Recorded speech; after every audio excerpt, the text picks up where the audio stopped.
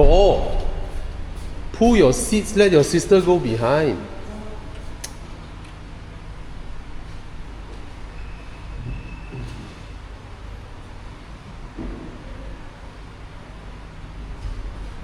Careful, ah. Alright, this is a John Cooper Works. Nice design, the new Mini JCW. I like the lights, I like the design, I like the size. And let's see what we have here. Oh.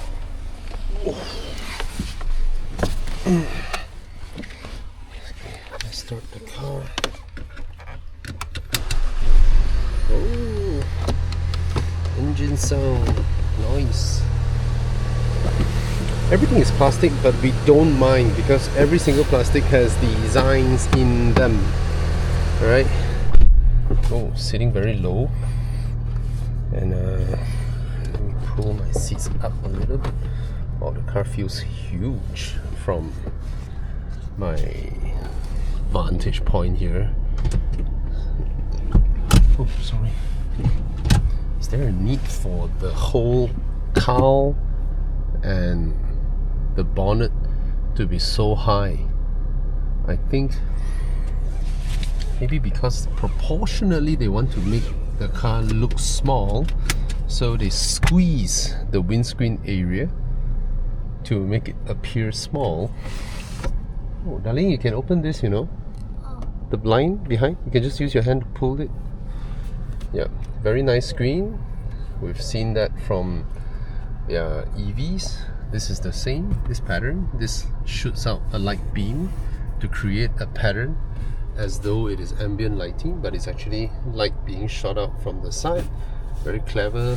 These patterns are from the textile itself. Heads-up display is these type where a reflector comes up. Steering wheel looks really good, but extremely chunky, like all BMWs. Chunky, yeah, very, very chunky. Alright, charge your phone quickly. Alright, so let's go for a drive with Harman Kardon speakers. What else? Sitting position. After I raise the seat is usually I would put my seat all the way down, but for this car it is disproportionately low, so I had to pull up my seat, but I still have a lot of headroom. Despite this being a panoramic roof. And this one is the very tightly woven fabric, which is nice. Yep. And the John Cooper Works logo over there. Yep. Let's go. Let's roll. This one switches your experience. Core, green, personal, vivid, timeless, balance. Where's the go-kart? Go-kart means sport. Activate go-kart. Yeah, play a little bit of sound. This is your little gear lever. Drive, and off we go. Air conditioning.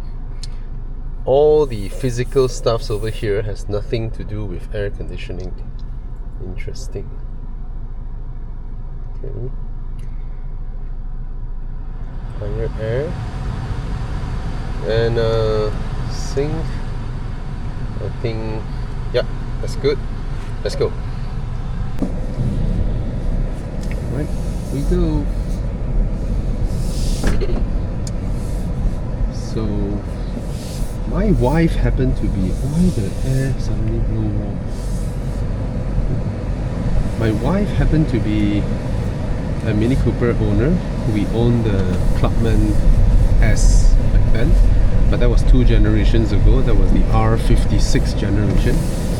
These newer ones, I no longer know what code they're called. F maybe? I don't know. G? I'm not sure. Oh, it's hot out there. Let me close this. Let's see how the car rides over little speed bumps like this. still harsh at the back. Front is a little bit better. Children, everyone on seatbelts. Okay, that's good. Okay, first off, the steering wheel looks really good, but it is extremely chunky. I don't think the predominant lady drivers would appreciate that because it is actually pretty huge. And I'm gonna change back the driving mode from go-kart to probably what, green, no, personal, no, vivid, no, timeless. I'm not sure what's all that. I'll just go back to core. Okay, let's go back to core. No, let's put go-kart. Let's have a little bit of fun with go-kart. And let's see, where do I go? Wheel spin over there and off it goes. Pulls very, very strongly, the engine. Happy the aircon is nice and powerful. Obviously, go-kart mode would be the sports mode equivalent of other cars. Supposed to give you that feeling of fun. Alright, but yeah, there is a little bit sense of being cocooned, but being jarred so that you feel it is sporty. So meaning the feeling of this Mini versus previous generation Minis. Previous generations have that feeling of premiumness in its interior, as in the switch gears, you know, the little flight control kind of switch gears, and those fun looking dials and all that. Even though yes, predominantly most are plastic, but just feels a little bit more premium. Maybe that's how they want to rationalize the positioning of this car versus small BMWs, right? Because small BMWs are beginning to really take shape in terms of their sales figures. But and in globally, a lot of markets, they position both brands that way. But in Malaysia, because of the relative small volume of Mini, means they can't be locally assembled. Some of them do. That also means that price point wise, Mini often overlaps with a lot of BMW products. In fact, a Countryman is actually only below that of a X3, but above that of a 3 Series. Okay. Okay, I've changed it to Core. The fundamental feeling of the car is still, it will transmit every road impurities to you, but instead of just letting you know without jarring you, this car sends it in controllably, intentionally, especially the rear axle, hopping more than the front axle. Yeah. At the end, it culminates into a slightly busier ride, but not as busy as the smallest Mini. What do you call that? The Aceman or what else? I don't know what's the name of that EV. Right. It's very weird. Some cars, right, when the car hops and bobs on uneven roads, you forgive it because the overall demeanor of the car makes you feel that you are in a less cocoon, less dampened, less soundproof car, so you don't really mind that. But this one has a mixture, right? In one hand, it wants to attract you to buy the car, so it makes the car feel plush. Everything feels thick and plush and cocoon, and in a way certain things are soundproofed. But on the other hand, in order to create the Mini Cooper driving experience, they decided to let the car jar you a bit in terms of, you know, road impurities and kind of reckon that Mini Cooper doesn't actually need to intentionally recreate the feeling of not comfortable. They don't need to do that, because in modern suspension technology, they're more than enough. They're more than capable in ironing all this out, right? The old Minis of yore having that feeling is a result of technology and mechanical limitations. But I'll give an example. If Mini actually bring a Suzuki Swift back home and study how the car rides and steers and all that, right?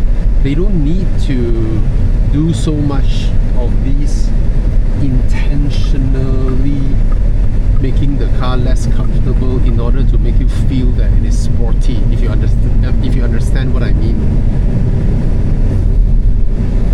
Right. A little bit too much at the back there. It just hops too much. Don't need to. You don't need to. Even if it is a torsion beam or whatnot, you actually don't need to. Oh, what car was I driving the other day? Torsion beam that is comfortable. LBX. The Lexus LBX is a very good example. That car is infinitely more comfortable than this. Not that that car is the benchmark for comfort, no, but in terms of sitting in one, riding in one, right, that car just feels so pliant, and that car has one of the best steering wheels out there, you know, thin and squishy, very nice to hold, nice to steer. The whole steering wheel situation versus the car just feels so in tune, right? And that car doesn't have power, also a small wheelbase, short wheelbase, and have a torsion beam rear end, but that car rides comfortably. And while that LBX steers really well, it handles really well. So this one, I'm sure it doesn't handle bad. It just feels that it's too intentional in trying to make it feel sporty. Okay, maybe I'm nitpicking here. Okay. Overall, I think that the cabin of the car is designed nicely. Definitely not luxurious, but understandably attractive and trendy. That's how the interior feels. Okay, I like the little touch points. The design of the steering wheel looks great. Just not sure about these huge, chunky, unnecessarily chunky grips. Yeah, this one as well is huge. All right.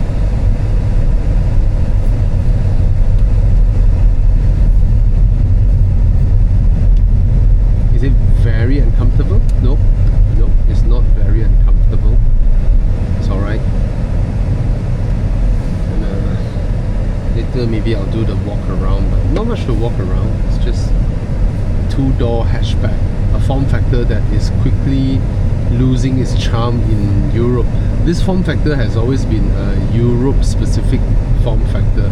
Europeans would actually buy a two-door hatchback and use it as a family car, right? Especially the lower rungs of car owners, you know, in cars like the Fiat and all that. Yeah, they do actively buy these type of cars as family cars, because there are a lot of European streets that are from medieval times. That's why they're really tight and narrow, right? In Italy, especially Italy, France as well. There's a lot. Not that this car is very small. It gives you the impression that it is small, but modern day cars, modern day Minis, they're not. Small is the last word you use to describe them, even though proportionally from photos they might look like that. Okay? Yeah. But I mean, for people who fancy one, you can go ahead. They still look, you know, infinitely stylish. They still look nice. I mean, okay, let's put it this way. I was praising the Lexus LBX just now, right? But if you ask me which car would I buy, definitely this, not the LBX, because that car has a 1.5 NA with what, 100 something horsepower. That car is slow, really really slow. And, this one feels more feels more powerful. Definitely not as comfortable, but is it livable? Yes, it's livable. Okay. Yeah.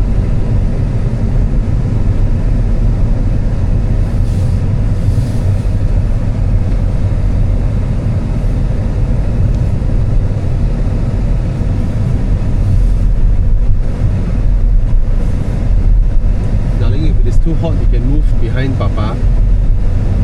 You can sit behind me. If it is too hot, you take off your seatbelt and move to this side. Sure. Why? It's alright. A little bit. For a while. But after we turn, the sun will be on the other side. Better not. Sorry. Wrong advice. Later when Daddy turn, right, the sun will be shining on Daddy's side. Okay? You put up with it for a while. Car makers, please tin your test cars. Yeah. Come on. Wait, let me turn first. After I make this turn, it will be on the other side.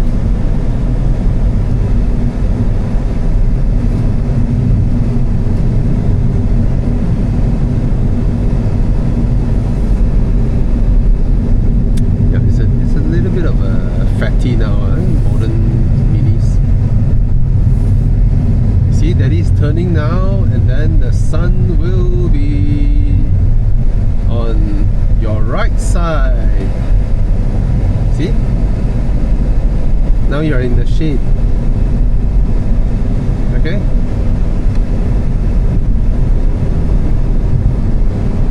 Ooh, the turbocharger is powerful.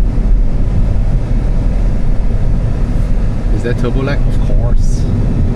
When you squeeze more power out of, small turbos, small engines with turbos, definitely there is a lag.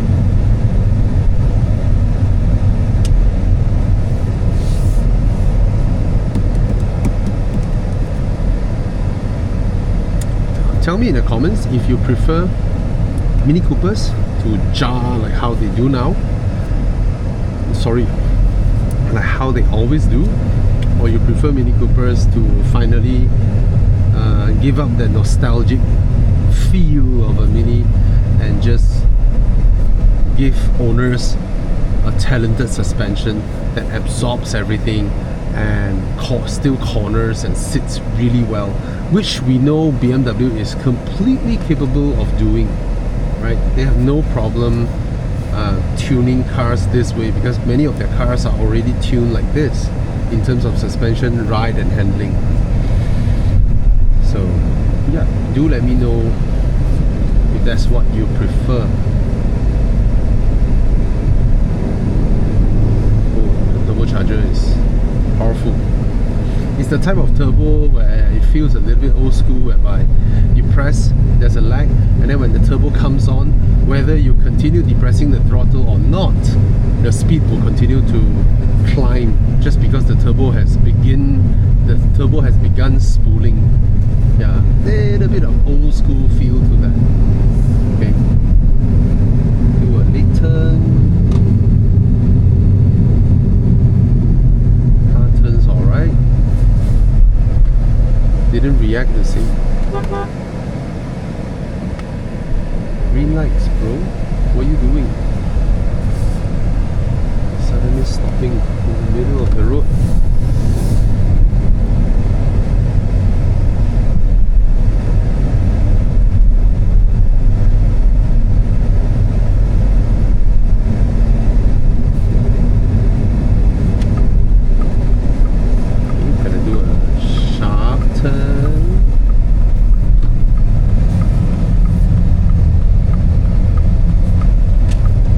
Still a very maneuverable car.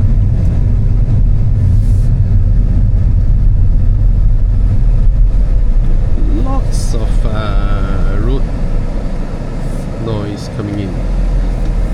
But it's alright. understandable.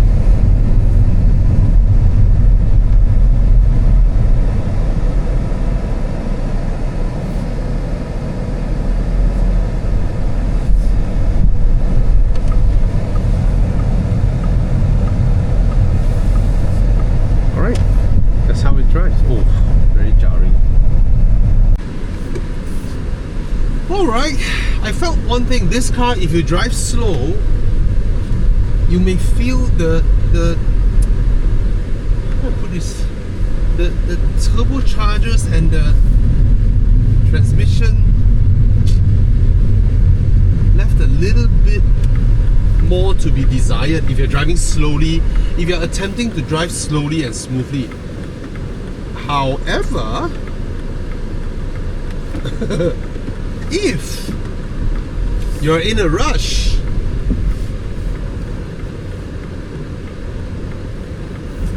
I want to prove my point, but I also want to be careful. Oh, I really don't like that new fuel efficient thing whereby your car is rolling towards a slowdown, as in you lift off your throttle, your car is coming almost to a halt, and the car proactively switches off, turns off your engine. I really don't like that. I don't appreciate that. Alright, I don't like the car turning itself off before confirming if I'm actually coming to a complete halt. I don't like that. And I'm trying to pretend to be in a rush. There will always be a perodua to slow you down. Yeah, that's the law of the universe. When you're trying to go fast, a perodua will block you. When you're trying to go slow, a perodua will tailgate you. Anyway, yeah, this car feels a lot nicer when you are in a rush or when you are impatient. But somehow, if you just want to drive smoothly, like how you would in a Lexus LBX, this one might. Oh yeah, I love it. I love the character when you find yourself impatient.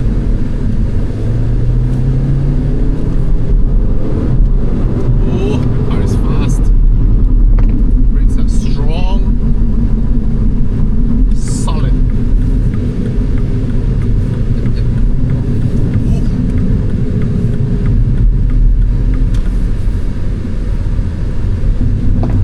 Oh, nice. But there is that. How do I put this?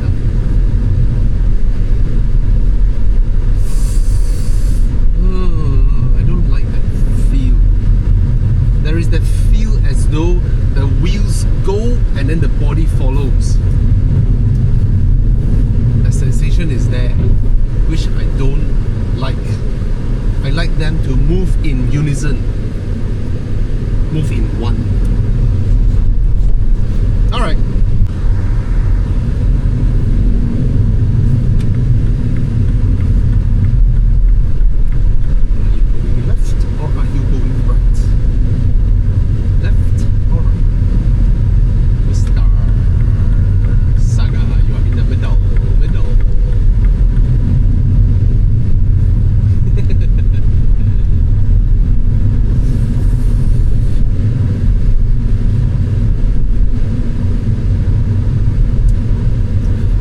Driving a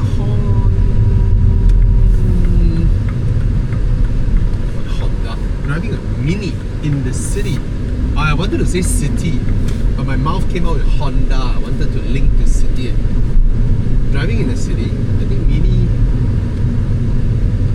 cars like Mini makes the city prettier. What is this Saga doing? Oh, looking at his phone.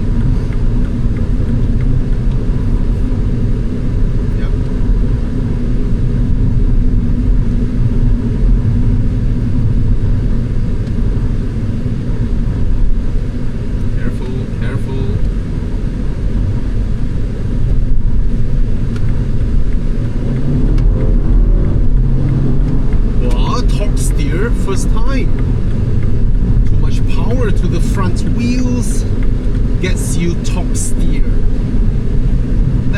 very good, but that is also very Mini.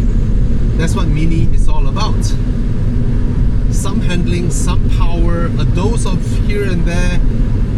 Not the most refined, but that's where the engagement comes in. If you like that sort of thing, because Mini now has transcended into lifestyle, and for the lifestyle conscious women, would they appreciate these sort of raw handling traits? Yeah, that's the question. Cheers.